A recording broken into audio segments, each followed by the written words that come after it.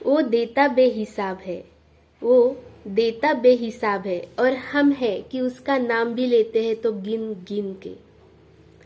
नमस्ते दोस्तों, मैं हूँ भूमि और सुनते हैं आज की स्टोरी।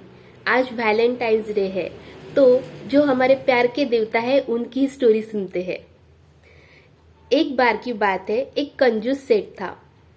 कंजूसी के मामले में उसका हाल कुछ ऐसा था कि चमड़ी जाए पर दमड़ी न जाए। वह श्री कृष्ण भक्त था।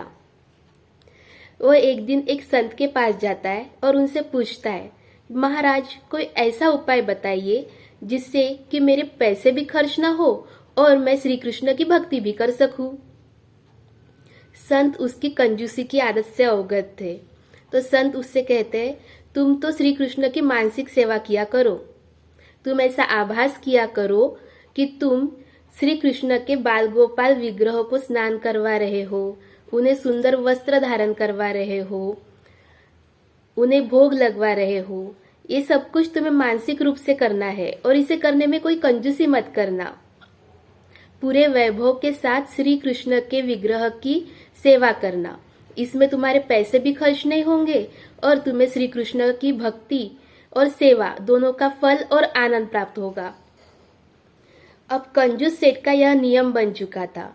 वह प्रतिदिन श्री कृष्ण के विग्रह को स्नान करवाता, उन्हें सुंदर वस्त्र धारण करवाता, पूजा पाठ करता और दही मिश्री का भोग लगवाता। कई साल बीत गए, ये नियम शुरू ही था। अब तो उसे मानसिक सेवा में भी ऐसी अनुभूति होती जैसे श्री कृष्ण वास्तविकता में उनका भोग ग्रहण कर रहे हो।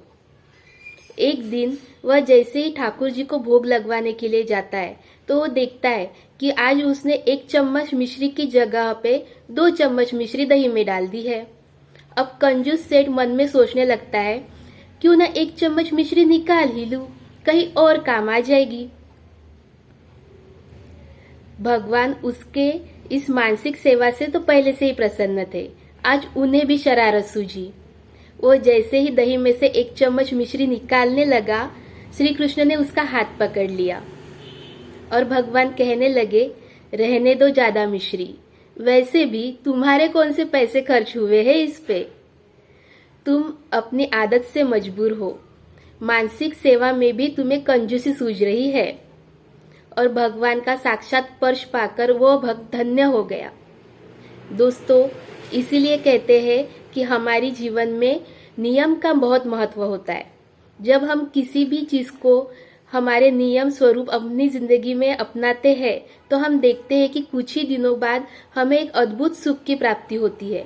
इसीलिए किसी भी चीज को, किसी भी नियम को जो अच्छा हो वो अपने जीवन में जरूर उतारिए, उसकी प्रैक्टिस करते रहिए ताकि आपको भी एक अच्छे सुख की प्राप्ति हो सके। खुश रहिए, मुस्कुराते रहिए और अपना बहुत ज्यादा ख्याल रखिए। Thank you.